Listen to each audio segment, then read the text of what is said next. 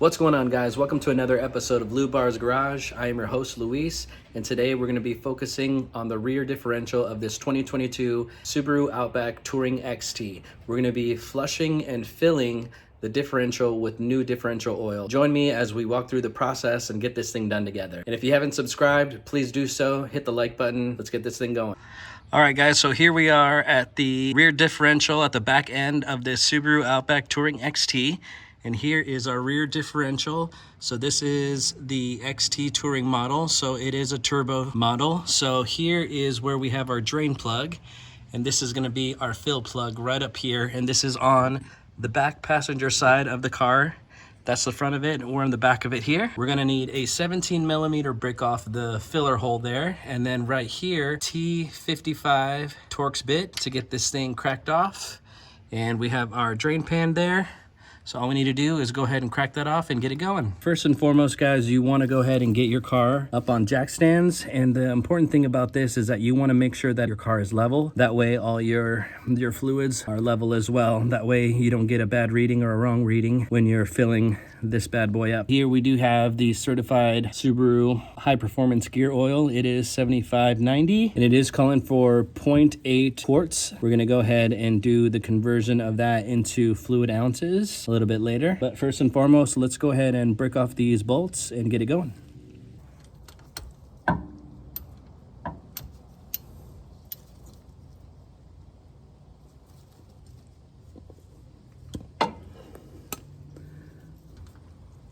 All right, we got our fill plug out.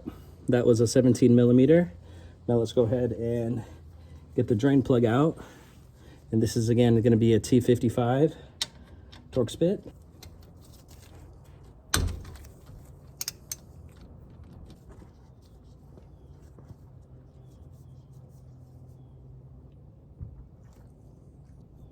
Looks pretty slushy.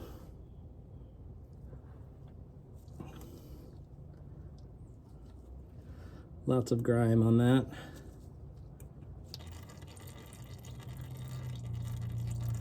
There we go, nice and clean. And we're just gonna go ahead and let this thing drain out.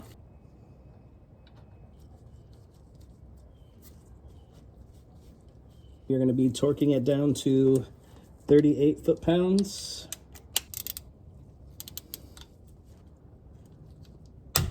Alrighty. Filling this bad boy up with 0.8 US quarts.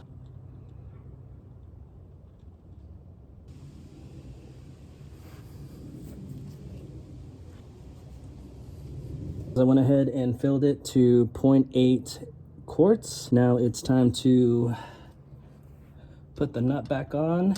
And this one's also going to be 38 foot-pounds. All right, guys, that's going to do it for this rear differential video. I hope this was informative to you, and you can use this information to do your rear diff in the future.